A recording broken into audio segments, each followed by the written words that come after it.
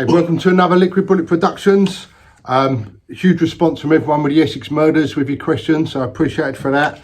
Absolutely great to have back TMI, David McKelvey and Albert Patrick again. Thank you guys. Happy New Year, everyone. Happy New Year. So I'm going to kick it straight off with, can I just ask now, you've been doing this case for quite some time. How long have you actually been looking into this case, and can we have a little bit more of the background again? Certainly. David. 5 years, I think it's works out. So the background to the case is that if you go back historically, I was involved in the arrest of Darren Nichols in relation to the importation of the cannabis when I was on the regional crime squad. My involvement was literally just that day and the arrest of him, although the rest of my team were involved in a bit more around the importation side of things. And that was it really. Made a set of notes, wrote a statement, and that was the last I really heard of it. Didn't have any more dealings with it at all. Obviously there was lots of rumours and stuff that were flying around at the time. I'm not quite sure how to help you with that. Lots of rumours flying around at the time, but didn't know Tucker, Tate and Rolfe. They weren't major criminals as such. They were a local drugs problem in relation to the Basildon area. The reason they come to sort of notice was because of the death of Leah Betts, and they'd become a target at that stage of the drug squad, Essex Drug Squad, which is sort of middle tier policing team in terms of where they would sit. They were a local problem. They'd come up because of Leah Betts to a middle tier problem, but they were never organised criminals as such. We got involved because of a request from Essex Police, and as I say, Darren Nichols got arrested, Mick Steele, Jack Williams all got arrested in relation to the importation, and as history tells us, Darren Nichols then rolled over in very unusual circumstances, became a supergrass, and his evidence is the evidence that then convicted Michael Steele and Jack Williams. Flip forward this year, I've had nothing to do with them or the case at all. Didn't know much about the case other than obviously what you read in the newspapers. Flip forward to 5 years ago, got contacted by a lady who works with the defence team, who basically asked me what was my feelings around it. I'd spoken to her because of a link to the Balkwell case. Les Balkwell had spoken to the lady and said that we had integrity, we could be trusted, and so I had a conversation for about 2 hours, and during the course of that conversation I made it very clear that as far as I was concerned, Mick Steele and Jack Williams was guilty of sin. She asked me if I'd look at some paperwork, which I agreed to do. Didn't do it immediately, took my time, read it, and then as soon as I read it I started thinking, and it flipped back to what went on at the time on the day of the arrest, which was very unusual. And then following that I got asked for some more paperwork, so I can read more and more paperwork, and the more you read into it and the more you see, particularly around the Billy Jasper story, the more you start to ask questions. And the immediate question is, well, why has nobody heard of Billy Jasper?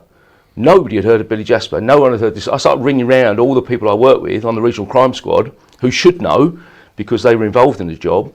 And I rang round people who were involved in the job, including senior officers, and nobody had heard of this man who'd been arrested 5 weeks after the murders and admitted to being involved. And the people he was talking about are the people that me and Albert separately had spent years investigating, chasing, arresting, convicting.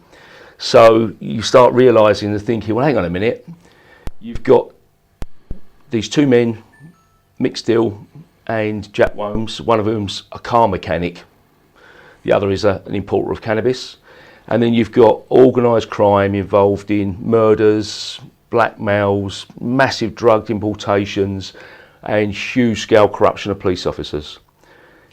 You balance the two together, and then in the middle sits this character, Billy Jasper. So we started looking at that, and I just immediately thought there's issues here, combined with what I knew from happened on the day and conversations I then had with some quite senior people who I'd worked with. My back went up, something's not right, so it seriously wasn't right about the whole thing. So it was coming up for COVID, or it was just as COVID hit, wasn't it? So I knew Albert. 13th of March 2000. Yeah, so I phoned up Albert, who I'd known historically from after I retired, or just before I retired and after I retired, from some work he'd done in relation to a case I was involved in. And I said to Albert, "You've got integrity, Albert, I trust you implicitly. You've done more murder investigations, reviews than anybody else. Can I send you these papers? Can you look at them? You tell me what you think. I'm not going to tell you what I think. You tell me what you think."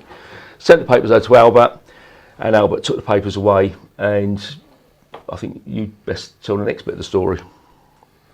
So as I said, March 2000, in COVID, I started reading into the ESSEX Boys conviction and murder case.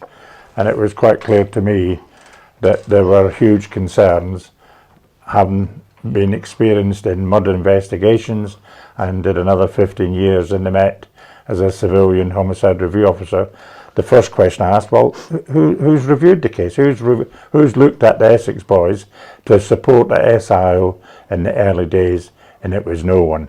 And then when you look at the Jasper account, and have been involved with Supergrass, he's been accused of corruption by DC Supergrass. So I've got all that experience behind me, and it was quite obvious to me that something wasn't right, and there may well have been a huge miscarriage of justice.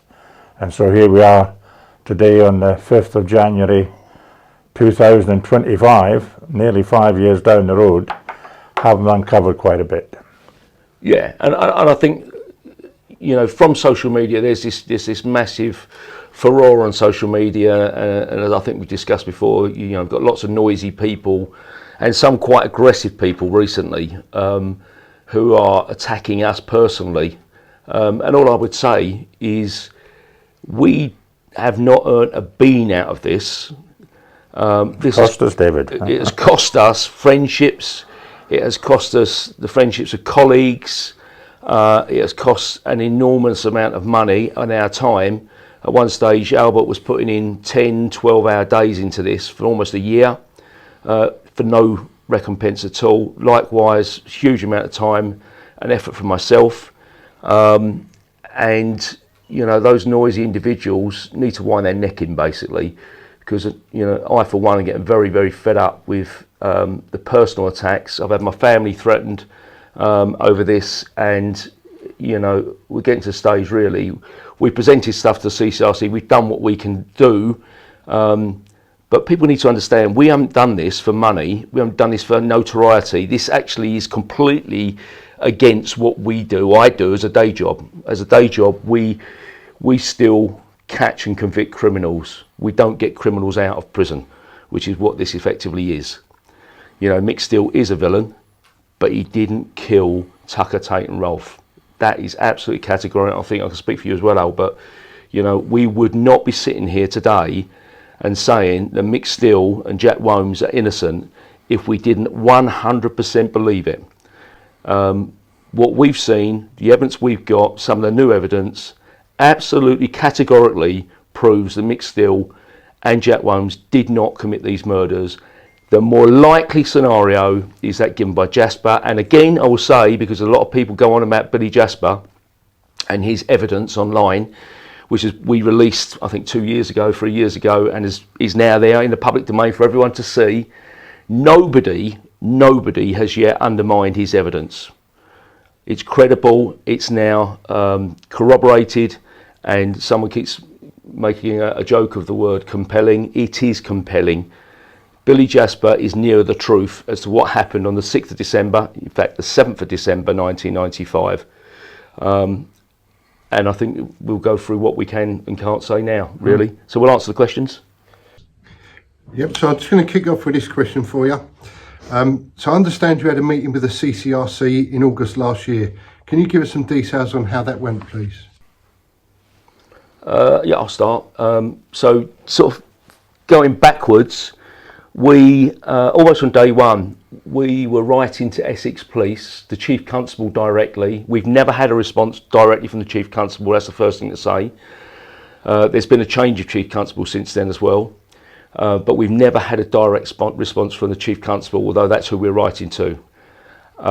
We have had responses from his he's number 2 and people below him. But we've been writing to him, and basically what Essex Police are saying is, we're not interested in what you've got to say, tell the CCRC.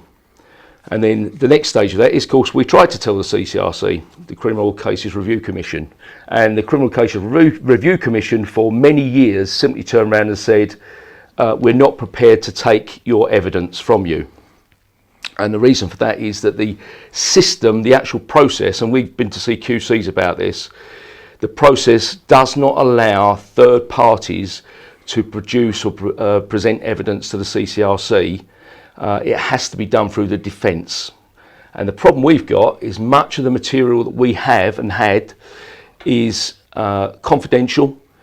Much of it is material that's come from certain surveillance techniques, and it's not stuff that we would be happy to share, and we wouldn't be happy to share the details of who's told us a lot of this information, not with the defence. We'd happily sit down with CCRC, we'd happily sit down with the police, but Essex Police won't talk to us. And the other big issue around this is corruption. There is this stream of corruption that runs through this case. So we've got real concerns. So we always want to talk directly to the Chief Constable, because you would hope that he is not corrupt and that you can talk to him. We wouldn't have that opportunity, and for years we couldn't talk to CCRC. That all changed. We wrote a report to the CCRC, and through the back door, effectively, through the head of the CCRC, Helen Pitcher, we actually got a response, and give Mrs. Pitcher her due.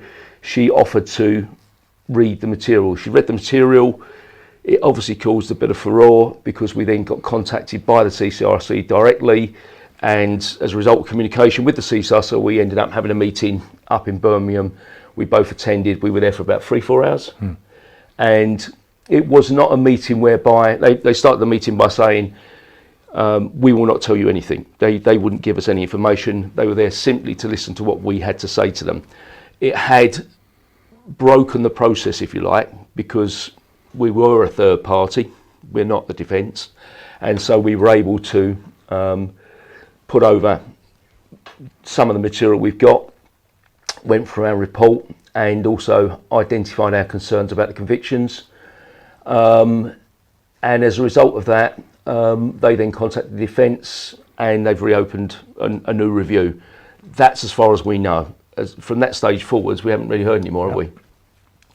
I think it's fair to say it was a good meeting. We met the case officer, who was new to the case. He hadn't dealt with any other applications, and the commissioner had flown over from Northern Ireland. So it was a 3-hour meeting. I kept asking questions like, well, how long is this going to take you, and can we still talk about the case? And they wouldn't give an answer either way. So it wasn't a lot of information coming from the CCRC, which I accept, because that's the rules and that's the way it is. But at least the report is now being accepted as a fresh application.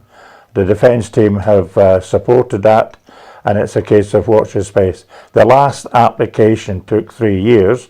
Okay, COVID got in the way. I'll be interested to guesstimate as to how long our application will take. I would say probably another year.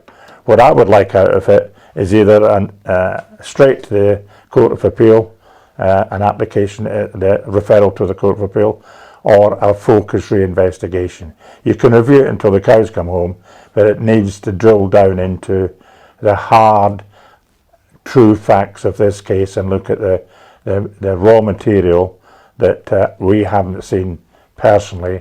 We've only seen obviously copies of it. So that's where, as an experienced review officer, it really does need a focused reinvestigation. And mentally, I have made notes of what recommendations that I would have made if I had reviewed this case, and we can talk about them if necessary. So I think we've answered that question, David. Yeah, well, I think the important thing here is that what this case actually needs now is detectives, experienced detectives, to investigate it with a warrant card in their pocket, because the reality is people need arresting, and unfortunately, many of the things that you would be dealing with now are issues that should have been dealt with back in 1996. Billy Jasper, for instance, the interviews with Billy Jasper are appalling. Stuff around what does the Met hold as intelligence and disclosure material. We all know Billy Jasper was a arrested police informant. What do they know about Billy Jasper? What do they know about the material that he was putting forward at the time? There's other investigations and operations that were run at the time that potentially would also have material related to them. The premises down at Silvertown Way, not the gym. There was an operation being run there at the time. Now, if Billy Jasper is correct in what he's saying, there may well be cameras or camera footage, CCTV footage from covert cameras showing his car turning up or his car leaving, etc. All that material exists. There's 3,003 crates of material sitting within the Metropolitan Police somewhere with all that material, never been disclosed. And that's not in this case, but that's just never been disclosed, full stop. Admitted to the Home Affairs Select Committee. So there is a lot of material sitting somewhere that has all the answers to this case, and not just this case, many other cases. But it needs a detective with a warrant card to be able to go and knock on people's doors, nick them, search premises and do what's necessary. It sounds like quite a positive thing then. If someone fresh is not used to the case, is looking at it now, it might change things, hopefully. Yeah, absolutely. Absolutely. Okay, another question for you here. You've spent a considerable amount of time putting together a victim and suspect timeline. What has that uncovered, please? I'll leave that with Albert. Yeah, how long have we got, Lee, is a big question. And covered a lot, and will probably take a day and a half, 3 days to get the point over. But can I just summarise where I see the issues are for me in relation to the timeline, which is crucial in this case. I'll just concentrate between 5 and 7 p.m. Done a lot of work, done a lot of research, and I know from having read the documents, this is where I'm coming from. The distance from Willamere Caravan Park to Marks Tay is 12.4 miles. And Jack Williams, in his evidence and from his cell site, puts him within reach of the BBC mast at 12 minutes past 5, 1712. For me, Williams could not have been anywhere near Marks Tay until after 1735, and that's based on the distance and the travel time. So that's point one. Jack Williams was in Sudbury at 12 minutes past 5, and he could not have been in Marks Tay, as Nicholl says, at just after 5. I mean, and that's, I think the important point here is everybody seems to have missed that, including defence. Even now we're still talking to them about it, and they don't seem to get it. It really is that simple. If the call data is correct, if it's correct, and everybody else is pushing and saying it's correct, if the call data is correct, Jack Williams' call, 12 minutes past 5, he is at or very close to Willamere Caravan Park near Sudbury in Suffolk. Correct. Right? Get it. 12 minutes past, he is there, categorically. So the whole case stops. So if you take that as the grounding point for your call, and that data is correct, how can Jack Williams be 10 minutes earlier, unless he's a time traveller, be at Marks Tay? No. It's impossible. It's utterly impossible. He cannot be at Marks Tay at 5 o'clock to meet Mick Steele and Darren Nichols, because he is 12 and a half miles away, and importantly, this isn't a main road. This is back roads to get there. Pulling a trailer, if he's true in what he's saying, you're talking at least 21, 22 minutes away. Yeah. Right. So he's got. If you start at that as your baseline, 12 minutes past 5, Jack Williams is categorically in Sudbury in Suffolk. He cannot be in Essex. So from anything that anybody talks about after that, halfway house at 6:30, here, there, rubbish, utter rubbish, cannot be correct. You have to all go back to 12 minutes past 5. And for me, an important one is, if I've read all the interviews, Nichols has never been asked about this call. Okay, it wasn't him, but the interviewing officers had all the data in front of them, scheduled JMW1 or 2, whatever it is. So why didn't they put, okay, but we've got Wooms who says he was at the caravan park at just after 5, so who's right? So that wasn't put in. Small point, but there are other points we can put. So we'll move on. Can I just before you do move on, Yeah. I think it's really important because this is where everything starts to fall apart at the interview stage. You've got interview 1, interview 2, which forget about them, they're all about drugs. No comment, yeah. Third interview is effectively the unlawful interview down the cell with Barrington and the 2 officers. Okay, unlawful, not tape recorded, breach of pace, no solicitor present. That's the bit where suddenly everything changes. From that point on, he doesn't have a solicitor. He starts admitting things. But the important point around it is there is a conversation takes place. And if you look at the conversation that takes place and you look at the notes that are then presented to the other officers who then interview Steele, they are talking about earlier times or later times. The times are all mixed up. And it's not until I think they had a scrum down that they suddenly thought, hang on, none of this makes sense. Nichols, in his 4th interview, talks about a later time, which means he cannot make it in time. David, it gets worse than that. Yeah. This is all about the meet time at Mark's Tay. Yeah. He doesn't give any time for Mark's Tay until his first witness statement after all the interviews under caution. Okay, we've seen notes where clearly officers who are going to interview Steele and Wooms have been given times and they make it 6 o'clock. So you're talking about, was it 5 o'clock? Was it 6 o'clock? Or what time was it? So, we've drilled down into this and it's taken a lot of time checking custody records and all the notes that we have had from the defence team. So there's a huge concern around, is Nichols telling the truth from dot 1? And that, for us, the answer is no. No, absolutely. And if I can I've thrown it up on the screen. I've just done the check because I think it's quite relevant. We've had snow overnight. It's nowhere near as bad as the weather would have been on the 6th of December. But if you look at that, there is snow and it's raining. Minimum times there, 26 minutes, 29, 28 minutes. That's today in not similar weather, but it's not nice weather out there today. 6th of December would have been far worse. How does Jack Womes get from Sudbury to Mark's Tay for 5 o'clock when he's 12 minutes past 5 is in Sudbury? It's impossible. In a rundown, beaten up B registration Passat, it's got an oil leak. And pulling a trailer. Potentially. Also, as well, like nowadays, the new A130's there, so a lot of the traffic would be on that road. So it would have been twice the time probably. This is such an important point. It's such an important point, and everybody seems to have missed it. He can't be at 2 places at one time. Correct. It's impossible. Just move on to the next one. This is about Michael Steele.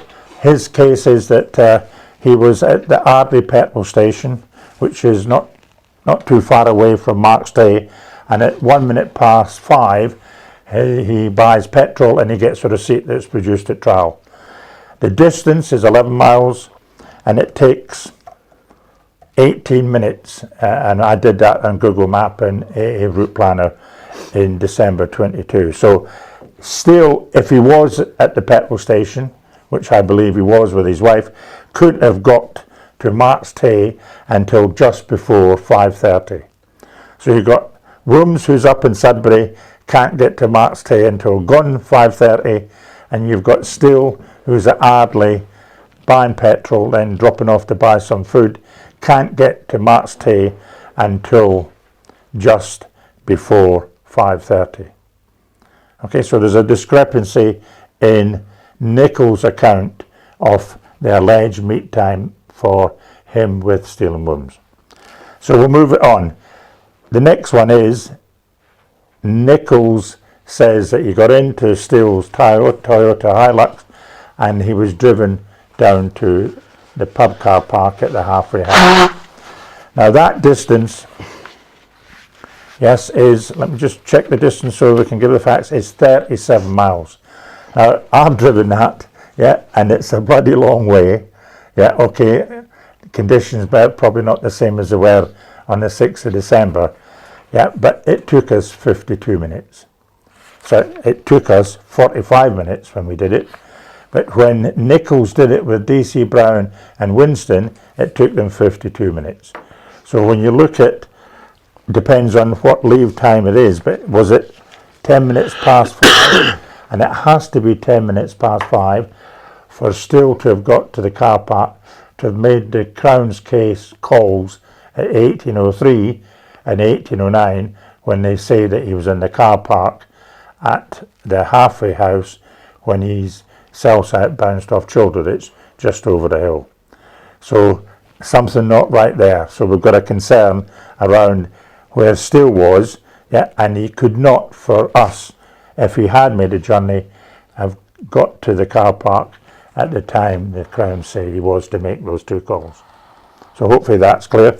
We'll now move on to Darren Nichols, and if we can put this one up, David, in a second. What is it? Which one you want? This is the halfway house pub car park, yeah, to the Rettington Turnpike at Workhouse Lane. Does that make sense? I.e. the Nichols and Woombs journey. And this is a distance of 12 miles. And Nichols, in his interview under caution, says on at least 2 occasions that he left at 6:30, 18:30, when he saw the Range Rover turn up and park next to Michael Steele's Hilux. And that was the Range Rover where his understanding was it was Tate, at least Tate, Tucker and Rolf were there to meet Michael Steele. So that is a distance of 21 minutes, yes, as I've said, yeah, a distance, and that's how long it took, and he got there, would have got there at 18:51. Yep. So arrival time at the top of the lane for rooms to be dropped off and then walk down the lane to wait in the bushes, as per the Crown's case, is 18:51. Okay, here we go. So that is for Nichols and rooms off to the top of Workhouse Lane. Let's talk about the victims. Essex Police did nothing about checking the Range Rover's movements for the 6th and 7th of December. We clearly have, and when we've looked at what is in the Holmes account and from witness statements, very briefly, Donna Jaggers says that it's 17:45, Craig Rolfe dropped her off at Lakeside to buy a new dress. Donna Garwood, who's Tony Tucker's living girlfriend, at 6 o'clock, 1800, said she saw Craig Rolfe arrive at the bungalow in Fobbing, and Tucker got into the Range Rover and they drove off. We've now got new evidence from one of the girlfriends of Pat Tate to say that she saw the Range Rover drive away from 49 Gordon Road, the home address of Pat Tate, at what has got to be 1808, because we know from the landline telephone data that 1806 Pat Tate was talking to the girlfriend's mother to say they were going to be late. So we know from the telephone data that the departure time from 49 Gordon Road when she sees all 3 of them in the Range Rover is 1808. The next sighting is at the Basildon Tire Company, where we've got Andrew Reynolds in his witness statement says that he saw all 3 of them just coming towards or passing him as he was off home, and he gave the time as 1805. He is clearly wrong, and from the drive time and analysis I have done, it's got to be closer to 1814, because it takes 5 to 6 minutes to get from Gordon Road to the roundabout where Basildon Tire Company is, and then the next sighting is at 1830, where Nichols says he saw the Range Rover turn up. We have driven that distance, and it actually, years later when we did it, it could have been done quicker. So the very earliest it could have been at the halfway house car park, if they did go there, was 1826.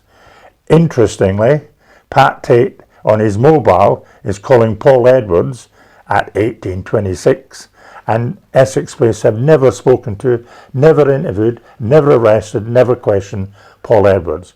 So the simple question for us is, well, why not? You've got a key witness, yeah, or a key suspect who's never been seen. And that would have nailed down, if we knew where he was, if he said on the phone. And we also know that there was a VW Polo black one in at Basildon Tire Company that Pat Tate and Andrew Reynolds had agreed between them to get it fixed, and it was gone later that night. So did Pat Tate go and pick up the VW Polo, and at 1826 was he actually in the Polo and driving it off either down to Southend or down to the Prince of Wales pub in Ockenden where Paul Edwards was. So grey areas and lack of proper investigation to establish where the victims were before they were murdered. So 1826.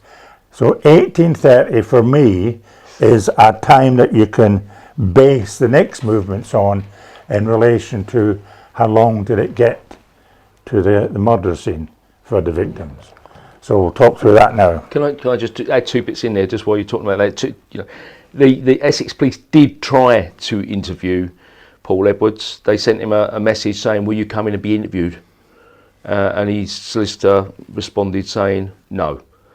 At which point, in that day and age, your expectation would have been his front door would have been put through, he would have been nicked, and everything around him would have been seized.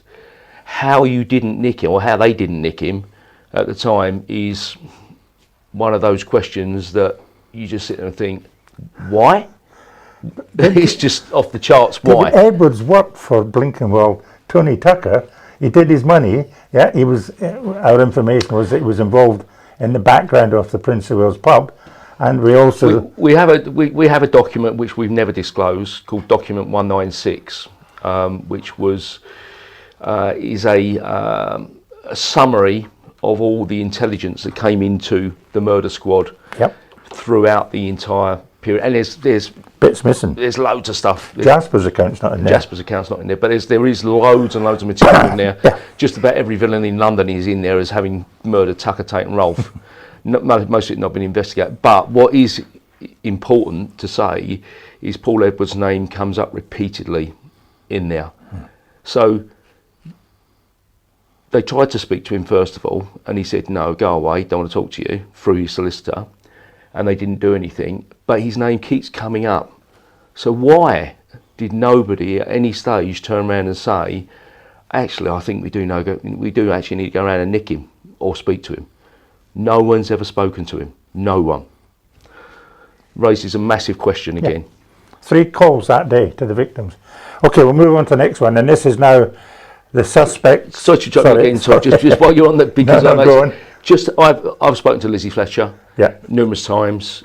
She drove the black Polo. And there is a big question mark around the Polo, right? There is another point that came out of this as well in the material, and from talking to Lizzie Fletcher, there were bullet holes. The reason that Polo went into the garage was actually to repair bullet holes in the rear.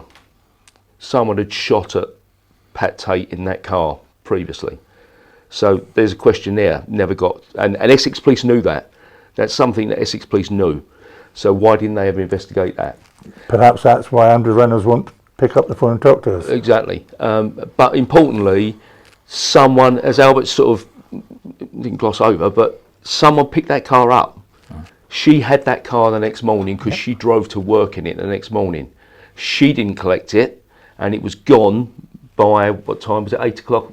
It was 9 o'clock, near 9 o'clock. Yeah, it was gone on his way. So between the period that just after the Range Rover is seen near the garage with Tucker, Tate and Rolfe in, and when he comes back later that evening, that Polo has been picked up and has gone. The keys have been left under the in the glove box. In the glove box. So someone collected it. It wasn't Lizzie Fletcher. We would suggest it was probably Pat Tate. Yeah. And then you go back to this whole question mark as to why Essex Police won't release version 1 of Pat Tate's data, call data. You know, will that call data that they do have, that they will not disclose, that they're buried, does that material show that Pat Tate was still alive after 1859 and maybe was moving around at that time? And also, when Lizzie Fletcher made her statement, the officer who took it, it was our lady detective, she put a note with the statement to say, doesn't believe she's telling the whole truth, may be worth another visit. Never went back and saw her. So you've got an officer who's taken a statement, who has got that gut feeling, as you do in an investigation. You know, she's got more to say. And she was close. You know, she went out to Amsterdam, out to Holland with Pat Tate to get the money back on the bad cannabis deal. So lots of concerns and questions that I'm, you know, get annoyed about because they're not doing a bloody job right. And one other thing, I think it's going off at a tangent, but when we were talking to Lizzie, someone else who we all know was also trying to talk to Lizzie and was telling her to shut down, keep her mouth shut. Yep. You ask yourself why. As we say, we'll move on from that one, David. Yeah.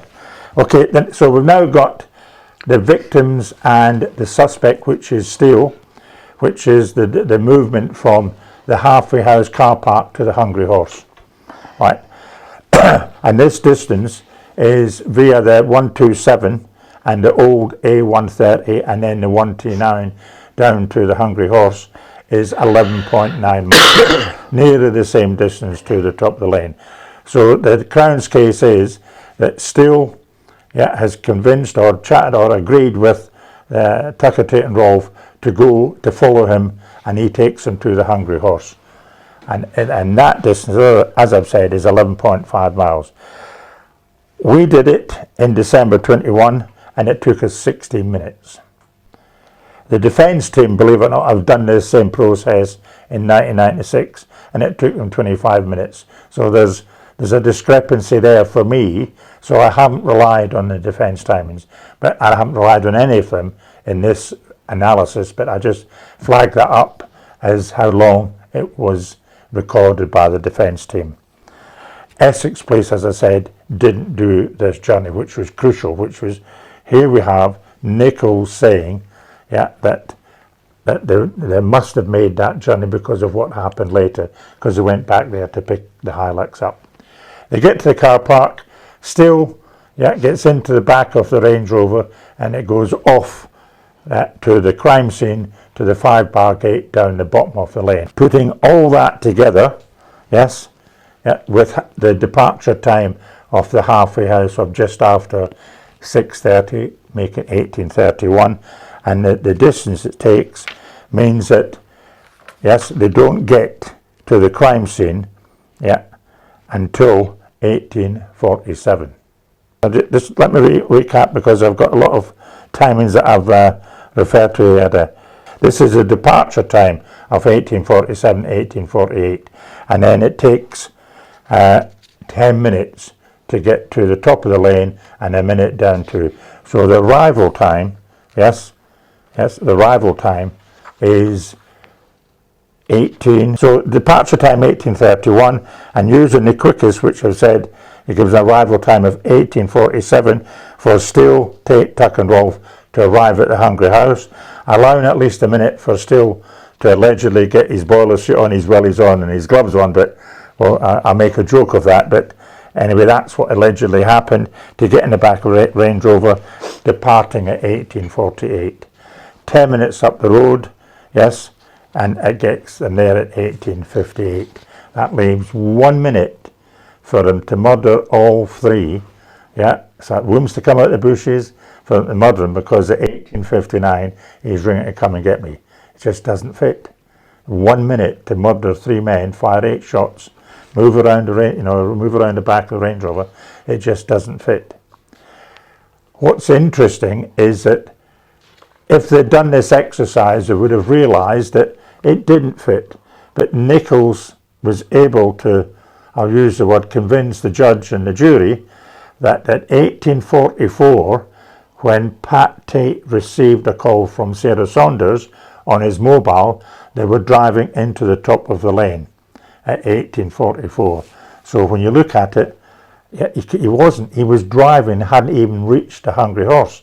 But that's what the jury heard, which gave them the time to be down the lane and a 10-minute gap before the murders take place. So 1844 is wrong. And then when you look at the cell site, and it shortly we'll see that you couldn't have got a signal from the Hungry Horse or the route that he had taken to get there. So another huge concern. Yeah, and also when you look at Darren Nichols and Jack Woombs' time, they got there after the Range Rover was down the lane. So if anybody in the incident room or in the interviewing teams way back in 96 had just sat down and done what I have done, they would have picked up on all the holes, and they would have gone back to Nichols and said, okay, let's go and drive it. Let's go and get the Range Rover out or get a vehicle out and do what I have done, and support it with David, because we did it on the Sky documentary, and identify the huge concerns that there are. This didn't happen. Nichols is lying. Some of his evidence is the truth, like booking in a hotel in Amsterdam and all that stuff. But when it comes to the hard reality of 5 p.m. to 7 p.m, yeah, it doesn't fit. And one last point. At 1848, Nichols, remember, he's still en route, doesn't get to the top lane until 1851, checks his phone, his answer phone on his mobile phone. 1848, he's still en route, yes, and he's nowhere near what his evidence tells him, and it pings off Retterton cell site mast. So he's in the area, and he has made a check on his voicemail at 1848, but it's never cleared up an interview, never ever been properly investigated, and it's just not acceptable. I think the point is that, you know, they from day one they believed that Mickey Steele was guilty, Yep. and we know the reasons why that happened, because of two people who had been two informants who had been giving information and said it was Mickey the pilot, and from that point on they become blinkered. And then obviously with this, you ended up on that day, once Nichols had been arrested for the importation, once he'd rolled over, that was it. As far as they were concerned, they'd achieved their aim, and everything else went out the window. All common sense went out the window. As far as they were concerned, Nichols was telling the truth. They believed him, and they even charged Steele and Woombs with the murders before any witness statements have been taken, which is bonkers. It's like off the charts bonkers. You know, why wouldn't you test his evidence before you charge people with murder? They didn't. They charged with murder, and of course, once you've done that, that's it. You're in a tunnel. You've got a choice then. Once you start to realise, actually, Nichols is telling lies, we've got a road backwards, we've got to stop this. You either stop it, or you then have to start coaching, putting the bricks in the building to try and create this monster. And that's what they did. Unfortunately, sadly, some very good policemen believed Mick Steele was guilty and give him a leg up. I think that some very good policemen were misled, manipulated, evidence was manufactured, and they did what they thought was right. They coached Darren Nichols to get the conviction, and it was wrong, completely and utterly wrong, and they were wrong. And to be honest, that's why many of them will not talk to us. And these are people I know very well, people I've worked with, decent, honest cops. They won't talk. They've all shut down. They all want to keep their mouths quiet because they know how bad this is. Just a quick question there from me. So, do you think if obviously the police officers you're talking about only dealt with that case from the evidence that was in front of them, if they were given the full evidence that you guys have uncovered now, do you think they would have thought of this differently? Listen, I've spoken to them. I've spoken to people who are that close to this case. They'd never heard of Billy Jasper. How is it that the SIO, Ivan Dibley, has never heard of Billy Jasper? The DI, unfortunately she's passed away, she ended up as an assistant chief constable, the DI who wrote the entries in the decision log. She's never heard of Billy Jasper. How have any of these people not heard of Billy Jasper? His signature's on there saying that he's agreed the content of the handwritten notes in the decision log. I'll put them on the board in a minute. That's her writing. She said, I don't remember that. I don't remember him. How can you not remember a man who's admitted the murders? This is months before Darren Nichols ever gets arrested. This man is in custody in Rayleigh Police Station, and he's sitting there saying, my life is in danger. I want to tell you, I was a driver. I drove this man to the scene. He committed the murders, blah, blah. He gives the whole story, detailed story. And yet not one person remembers him, knows anything about it. It's bonkers. It's like off the charts madness. There's apart from the interviews we've got, apart from the 12-page handwritten statement that we've got that he wrote out himself overnight, there's no custody record for him. There's no documents. Nothing. There's nothing.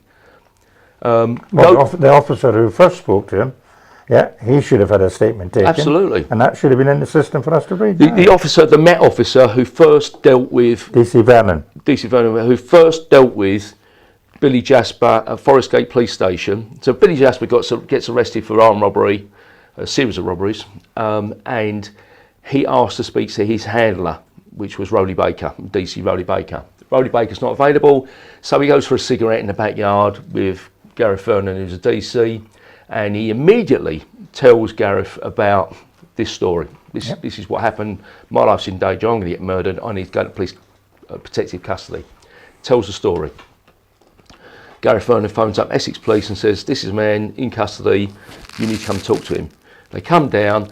He gets interviewed. He gets taken out to the scene, and then gets brought back, interviewed again, and then they take him off to Rayleigh Police Station for a 3-day lay down, and he obviously gets interviewed, pretty poor interviews, incredibly poor interviews over a period of time, and at the last knockings he then goes out and last time to the scene. But he admits it all, and yet no one remembers that. And the two officers who did do the interviews, which was Sanford and Chappell, refused to talk to us. Shut down completely.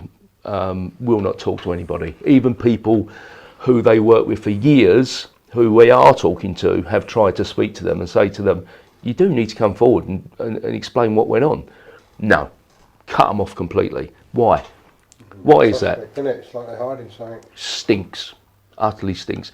If you've got nothing to hide, policemen are strange characters. They tend to talk. They tend to come out and talk because they want to tell war stories and everything else. In this case, they don't. Everybody wants to shut down. It's bizarre. So the whole Billy Jasper story, effectively, there's nothing anywhere. You can't find anywhere apart from the interviews and everything else. It doesn't exist. I'm sure we'll come on to it, but that's our starting point. The first point is Darren Nichols telling lies. Yes, absolutely categorically. Darren Nichols lied his backside off. Why? That's another question mark. The second bit, is the Billy Jasper story or another story true? Highly likely. But the one thing that does run, the theme of this is Mick Steele didn't kill Tucker Tate and Rolfe. Jack Womes didn't kill Tucker Tate and Rolfe. Were they involved in it at all? Very much doubt it. We've spoken to both. I think if either of them had half a clue as to what really had gone on, we would have been told something. They've never told their defence anything. They've never made any admissions to anybody throughout the entire period. They could have been out of prison years ago. Particularly Mick Steele could have been out years ago, couldn't he? Yeah.